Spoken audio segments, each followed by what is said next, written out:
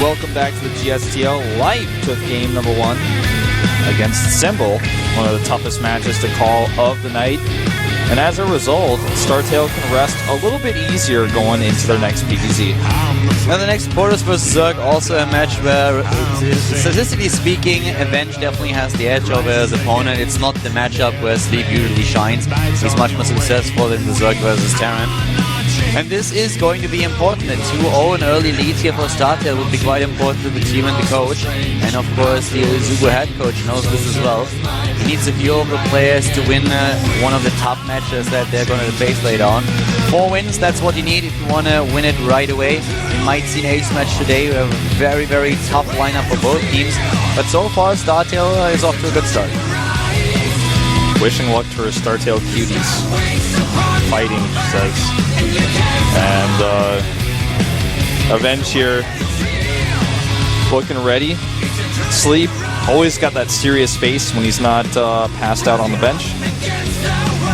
He's got that hand warmer. As we mentioned yesterday, it's getting very cold in Seoul. Yeah, it's getting so cold in Seoul actually. Like, I have my own version of a hand warmer. I got myself a really hot coffee, and that helped a lot earlier. Yeah, that's definitely quite useful. So the coffee is gone.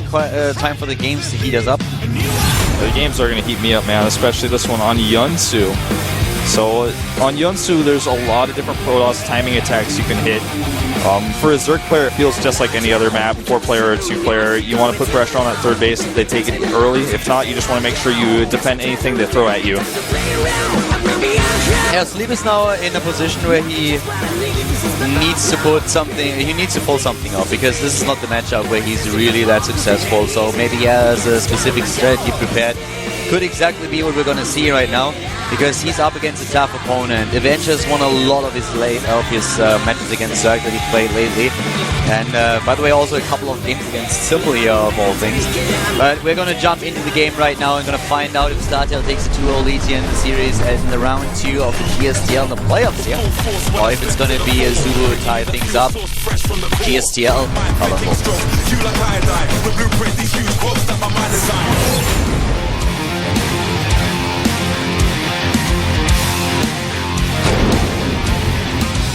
To the bottom left starts the StarTale player. It is StarTale Avenge.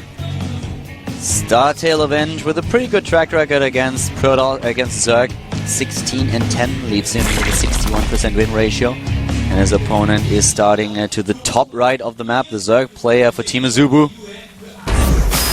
AZUBU Sleep. And Sleep, we all know him from the Terran matches, or the Zerg vs. Terran that he had to play in the Premier League in the last season. But right now he's up against a Protoss player, and he played only 16 maps against Protoss so far and lost 10 of those. So only a 37% win ratio, with recent losses against Deer and Hurricane. And for Avenge, we have victories over Linog, Hiva in the GSTL, over Hyun, Symbol, and Wack, as well as Boom Boom. And another match against Linog. So pretty incredible what Avenge was able to do here. And let's see how Sleep is going to try and handle this.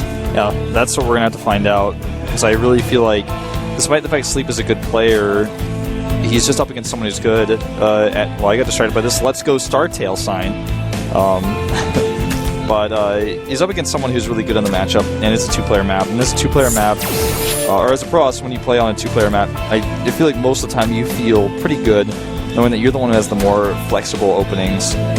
Pro has to get out of there with 5 hit points left, but third base on this map, relatively easy to take, and the rush distance is short enough to where you can put pressure on early and also defend your third base, so a decent position here. On the other hand, this map does take an easy 4th for a Zerg.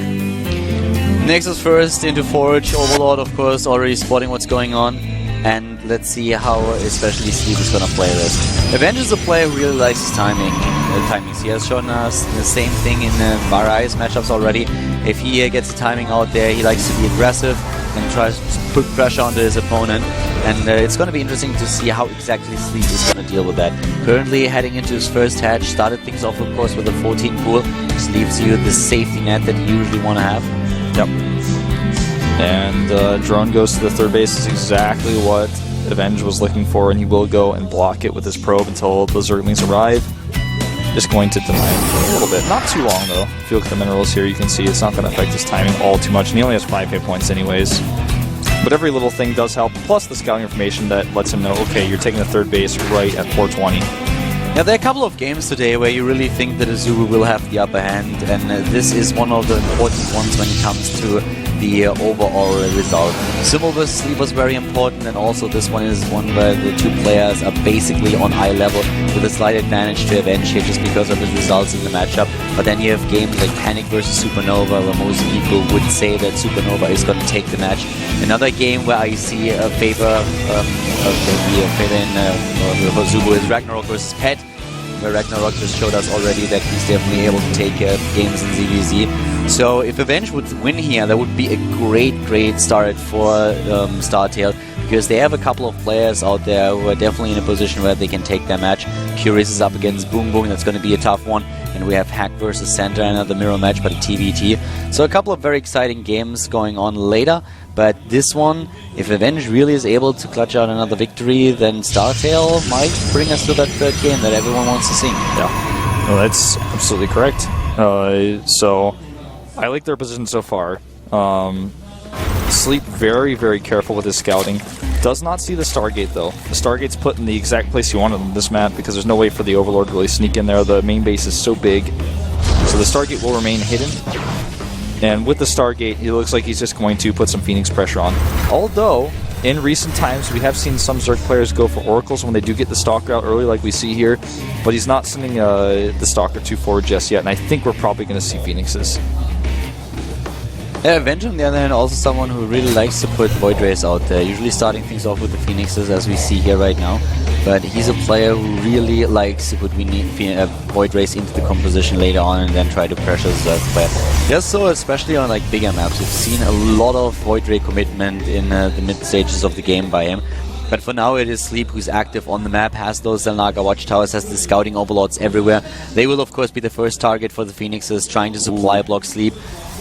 He's got 4 and over 3 and 2 over 3 there. So one probe, or rather one drone is misplaced. And Fleet Beacon!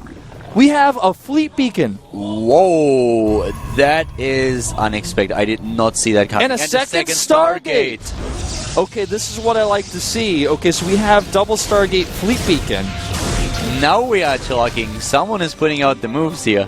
And, I mean, if I had to guess, I would say we're going to see Phoenixes with range. Probably. I mean, from at that point, you're not going to go Carrier. No, and you're not going to go Tempest either. Exactly. If you send a Tempest over, 2 Queens are going to walk over and be like, oh, that's fine.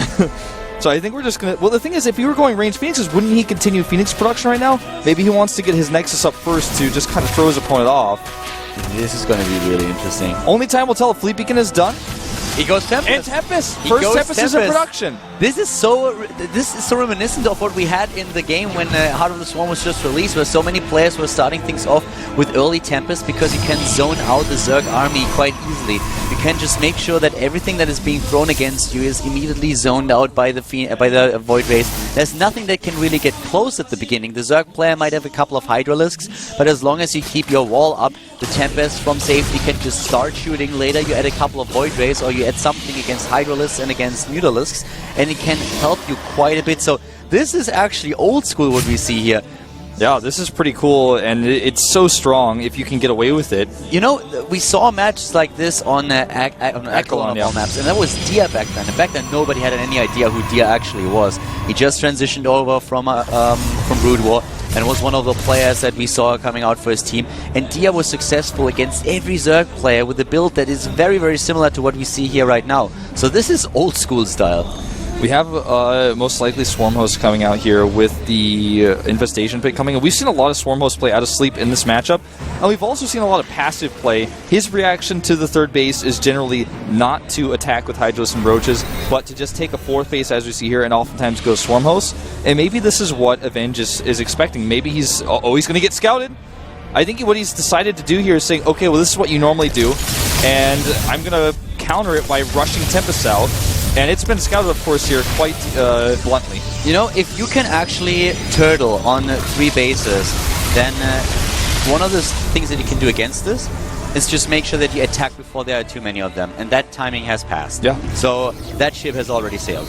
What he can do right now is rely on Hydra Queen, which is very successful against it if you execute it well. You can go into a mass Mutalisk production if you have the resources to pull it off, but things are looking very, very dicey right now for Sleep. And most Zerg players are very reluctant to commit to a lot of Mutalisks, because once there's a Templar Archive, it is easily countered. And here come the Void Rays, as I said earlier. This is the perfect thing that you can do. Void Rays, and we will at some point see also, if the game goes very long, a Templar attack to get feedbacks against potential Vipers, and then also storm against Hydralisks. So basically what he's going to try to do here, it looks like, is snipe drones. He could try to go for the hatchery as well with the Tempest position here. Very good for the map. Goes for the Spore Crawler first, and they're telling if that was intentional or just based off of the priority attack on the Tempest. But now that it's dead, he has to be very careful against these Queens. They do have Transfuse, and even if you lose a Queen or two, if one Tempest goes down, it's not a fair trade. As long as he micros correctly here, you should not have a problem taking out so many drones. He's taking out drones, he can now start focusing on the Queens every time they move in. The range is just incredible on those Tempests, and he is using them to the perfect extent. This whiff there, this is like Protoss heaven 17 right there. Corruptors on the way, and that's a lot, actually, considering the Voiders there. But that's why this Mothership Core is here. As soon as he sees the Corruptors, he's just going to recall home. And we have so many Void Rays now being built, as you already said. So Void Rays, great against the Corruptors. The Mothership Core is there, so he can immediately TP back. And that is amazing for him. I mean, now we're going to see the recall, and there is just nothing that he can do at this point. He lost already units. There was no commitment by Avenge where he really lost anything. So at this point, looking at 5 Tempests against Void Rays, he has such a great position. Sleep just doesn't have anything to really contest this composition. Yeah. One thing I wish we did see is air upgrades from Avenge. We don't see that. We do see the range for the Phoenixes, but no actual attack upgrades. I would like to see a third target, to be quite honest with you. He's on 3 bases already, and just precaution, he could go for that. Oh my god, look at that. That's such a great trap there. He intentionally allowed those Ravens to come in so he could get them. Only one stock, it looks like, goes down for all those Ravens. What a good trade. Yeah, Sleep is having a nightmare. Yeah. No sweet dreams here. Yeah, definitely not, because right now, things are just going to get worse. If you're looking as a Zerg player against this composition, you always want to have something to deal with the Tempest. The problem is, everything that you have against the Tempest can be countered by basically Void Rays, Corruptors, for example. And then what do you throw against your opponent? You can go into Hydras, but the immediate direction would be Storm. And it's just a zoning process. You always try to get close enough with the units to do damage and, for example, take the Void Rays out, but those Tempests are just going to bounce back and forth. Then you have Storms to deal with. Something that we don't see just yet. And here comes the third target, by the way. As I just mentioned, I would like to see that on 3 bases right now. Yeah. It's exactly what he does. That will make it a little bit more flexible for him. This is so annoying to deal with. It's getting out of control. Composition. It is, and it's getting out of control, and he's actually controlling the movements of Sleep by sending small squads of Zealots around the map. If he has to send his Lings home, then the Lings are no longer going to be supporting these Locusts. Now, the Locusts are going to be good at whittling things down, but they're never really going to be able to close the gap all the way. This build, when it first popped out, when it was used by Dia, so many Zerg players were just despairing because they didn't know how to deal with this. And it's very, very tricky to make that happen. It takes a lot of effort. You need good micro. You can zone with the Corruptors. But usually you see Vipers as well, but that's something that we don't have this time. He's not even using the charge up. Oh, there he goes. I mean, he was just waiting to see if the Corruptors were going to commit, and when they did, he said, well, that's fine. Yeah, 6 Void Rays already against 12 Corruptors. That's definitely going to work in favor of the Protoss player, especially since there are a few Stalkers to back it up, and we have even more Void Rays building. He's totally skipped the Templar tag, which is okay, considering that there's only 9 Queens out, and he doesn't have a ton of Queens over here. The Queens could be feedbacked, of course, and he's skipping Hydras too, so I mean, he could just use the Void Rays. So like you said, even without the charge, they're going to do okay against this, and this is never how you want to fight with your zone. You've got to bring the rest around there, and he does. Yeah, the 4th base, on the other hand, is really under pressure, and I love those Locusts because it's just so great for him to have the Swarm host there and do pressure, do a little bit of pressure. That 4th is going down, so Sleep with some really good moves. He's pinning down this army at the 3rd base while attacking the 4th, and this is great. This is exactly what he needs to do here. The Nexus is down, 3 additional Void Rays are coming in, but what Avenge needs is some detection in the game, an additional observer, and trying to move in to take down those Locusts. There are 4 Zealots that somehow walked into the main base uncontested. Oh no, he does not actually stop the upgrade! Oh, and meanwhile, a few Zerlings try to run into the main base. They're going to be unsuccessful, but the upgrade does in fact finish. He will get the Infestation Pit if he targets, but it looks like Sleep is really focused on working at this Nexus here. He's actually targeting it down specifically rather than the probes. And Zealot's not gonna do anything at their base. There are too many scoring throws. And he gets already. the Nexus, in fact. Wow, and that should not have happened. This should not have happened. He should have had a few units there a little bit faster. So Sleep, with that pressure, is suddenly starting to put a dent into Avenge's build. Don't forget also that Avenge has not rebuilt his third or fourth Nexus, and now it's being denied by an Overlord. And one Stalker is going to take entirely too long to clear that up. Wow, then he lost that third. This is just such a big misstep that he made there. He put everything back to defend against those Zerglings, and that was a huge overcommitment to it. The third base should definitely not go down against just a few Zerglings and, of course, the Locusts. Yeah. But now he has still this big army out there, and he's trying to fight with it. He knows that his composition is really difficult to break, especially when the Zerg player doesn't have Infestors yet, and he doesn't. So, no Infestors, but he is actually very timid at this point. He keeps killing the Observers, and that makes it very difficult for him to actually commit with his ground army. And with no Observers, you know, you can't actually kill the Swarm Host. There's another Observer with it. He's got to make sure he does not get that too close to the Queens. Now I think might be his time. The Swarm Host just now burrowing, so they will get one wave off.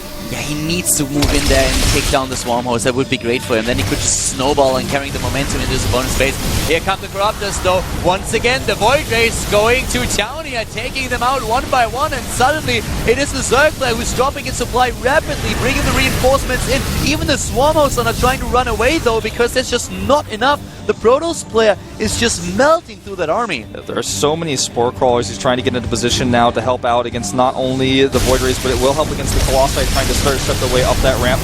Way too much DPS here. On the other hand, he may want to consider closing off that gap to his base, but then the Colossi can work away at things. 5 Temp is still in the composition. Zealot run by going to the top left, I think will be easily shut down. And a Carrier is in production. I think that might have been a misclick. Carrier might soon arrive. We have 2 additional bases now nearly completed. The third is up again. The fourth about to be. And Avenge is back to business. He's in the lead in overall supply, has the army supply lead as well, and established a really good income. His composition still very strong. The upgrades in favor of the Zerg player though, but Avenge started his +1 attack upgrade for the air unit. Yeah, I'm so shocked that he didn't do that earlier. I mean, when an air composition that's this strong as half of your army, you would consider probably bringing in. The reason why I think the Carrier is a misclick is because Carrier is not very useful in this composition. Plus, it's right next to the X key for Phoenixes if you use standard hotkeys, so probably just a misclick there. Or for the lulz. Yeah. Or even for Grid, it's just really close by, so...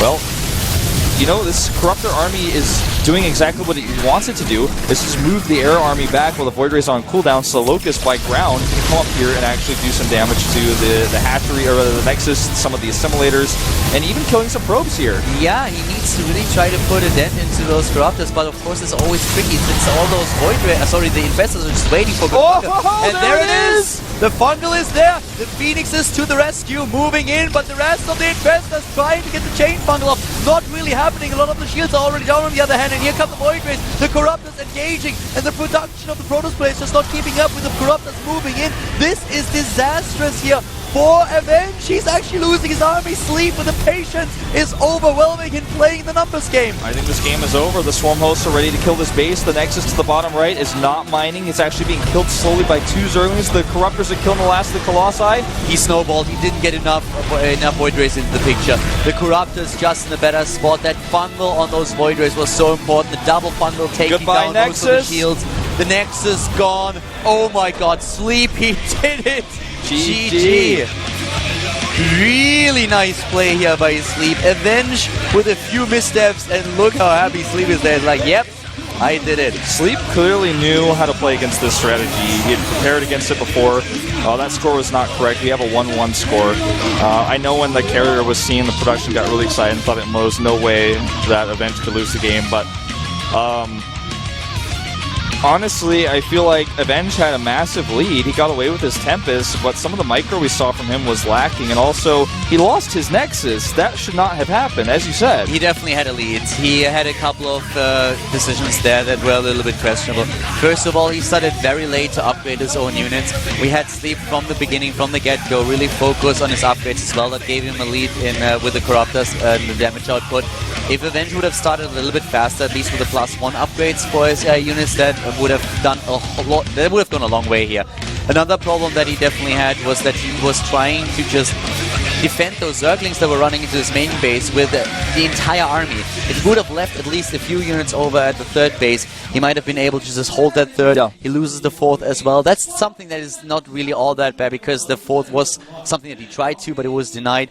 But then he was very, very timid when he had that momentum going for him. He took down nearly the entire army of the opponent and didn't move in. Yeah. He never really got a grasp of those swarm hosts. That was his biggest problem. And the observer snipes by Sleep are really intelligent. He had enough queens to just target that observer down, focus it down. The corruptors there, of course, as well. And if he can eliminate all the observers, then he can just leave the swarm host there and be okay with it, because there's no way they're going to die. He's got corruptors to sit for the splash damage. And another thing that I feel, I'm not quite sure about this. I mean, the Phoenixes, probably the idea behind the Phoenixes was to make sure that they could lift those infestors, that they could get in and make sure that there isn't a chain fungal.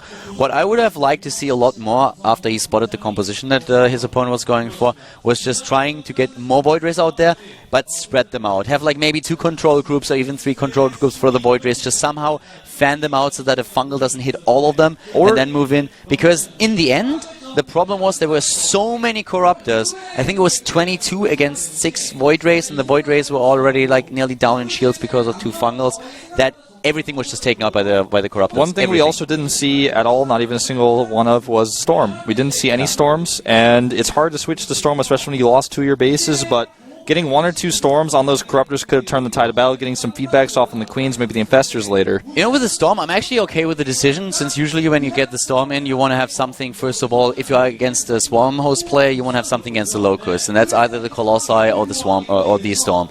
In that case, he went for the Colossi, and really to get out the to utilize a triple Stargate and then also get the High Templars in is really tricky. Maybe even just having like an Archon in there as well, but the problem really being, if you have an Archon at the front, he can do a lot of damage against the Corruptors, but the Locusts are going to take it out immediately. So not going for the Templar Archive with the unit composition that Sleep used, I'm kind of okay with that. If you would have switched into Hydralisk, I would have said, alright, if you don't get Storm right now, then you have a big problem, even with the Corruptors, with the Colossi that you have. But it was just, I feel, the unit control. Yeah, the unit control is much better for Sleep. He was the aggressive one. He did not wait. He just continued to poke and prod and try to cripple him. Yeah. He sieged up on that third base over and over again, and he never lost the Swarm host. And that's so important. If you lose those Swarm hosts once, the Protoss players just roll over you. He's just going to A-move in and take everything apart, since the composition is so strong. But at the beginning, I mean, I completely agree with you there. I feel that Avenge could have done a lot more with that, and it looked really like he would be able to take that game. Yeah. We're going to actually take a look at the replay briefly here so you guys can see. He misplaced the hatchery at the beginning. That's something you guys didn't see, but that did happen. Yeah. A great match, by the way. I really liked the last game. A couple of mistakes, of course, but that was very entertaining. I love that Avenge had the balls to go for a very different strategy here. I guess that's all we're going to see, the misplaced hatchery. You know, I saw that on the minimap. I thought that's what happened, because there was like a few minerals lost, listen to the minerals lost, and I wasn't sure what that meant, and I saw something did happen funny in the minimap, so now I know for sure the hatchery was misplaced. Yeah, Avenge is probably not too happy about that. It was a decent build, and it was a good idea. But he could have done better, and he knows it. Yeah, and this is really bad for StarTale, because rather than being exactly where they want to be in a really great position, now their position looks relatively weak because of the matches we have coming up where suddenly we're also coming up. But the matches we have coming up where some of the players are looking like they could do it, but it's slightly in AZUBU's favor. That was an important match, as we said already earlier. So even though it's a 1-1 right now, StarTale has to be very, very careful at this point. They need someone to take those wins. But I really like how that game went. That was actually, like, in terms of what we saw there, few changes, really. Like, he had the income to go for the upgrades a little bit faster. I feel that it just was like, he was probably just a little bit overwhelmed with everything that was going on. There was so much. Sleep didn't really give him a lot of room to breathe. There was the siege up at the third base, the Zerglings running into at the fourth, then getting into the main base. Every single time he tries to go for another fourth base, there are Lings running over there. So a lot of multitasking going on. And to just keep up with everything that happens at that point and make those rational decisions that you can easily make when you're sitting in your chair and just watching the game is so difficult. But yeah, there's still potential for that. He just couldn't do it. For whatever reason, he was not able to compete. Now it's time for the second Protoss player. It's Panic. And his last 5 GSTL matches, he lost every single one. And this guy he's a decent player, but I gotta say, against Supernova, I think his chances are slim. Yeah, Panic against Supernova, this is definitely one of the matches where the AZUBU player on paper looks much, much stronger. Panic is a player who is trying to just establish himself in the scene and make a big name for himself, but Supernova is already there, and he has shown us yesterday how strong he's currently playing. So that is not going to be easy for Panic, not at all. No. It would be quite a surprise if he's able to take down Supernova here, but we've seen a lot of upsets, and that might be one of them. Yeah, this definitely could be it. You know, the thing about Panic is every now and then he will do a build that just shocks you, and he'll take a win that surprises you. That's maybe even where he got his ID from, but that's how I feel whenever I see him play. I think he can do it, maybe he does it, but he's going to have to shock me again. Supernova, on the other hand, an incredible player. Got his win ratio back up to 50% recently. Was really, really good in the old days of GSTL, back on OGS even. This guy's been around a long time, and against Protoss, he's decent, so I just have to say he's a good all-around player that Panic is probably going to struggle against here. I wonder if Panic will show us a very aggressive opening. For example, one of those proxy gateways into pressure with the Mothership core, or a Blink Stalker play, or maybe even fast DTs, something like that to try to get an edge on Supernova. I'm very curious to see if he plays a straight-up gamer or if he just wants to go for a snipe build. That's going to be the most important thing in my opinion. And that's something that we're going to find out right now. Supernova, he's not the player that we associate with the best Protoss versus Terran here, but he's definitely solid in the matchup. On the other hand, we have Panic here, who has also a couple of really good swings. Keep in mind that Panic kind of made a name for himself defeating 4 Terran players three Terran players that were starting for XMASA. That was the beginning of the season 2, and that's when everyone was just like really looking at the kid and being like, what? Who is that guy? He just defeated Young Heart and Innovation. Like, why haven't I ever heard of him? Yep. So, if he gets back into that mindset that allowed him to take all these wins back then, I could see him take it against Supernova here. But he will have to prove that. Panic going up against Supernova now. He had the second match in the best of 3 between StarTale and AZUBU at the GSTL Season 2. Brought to you by Colin Wolf.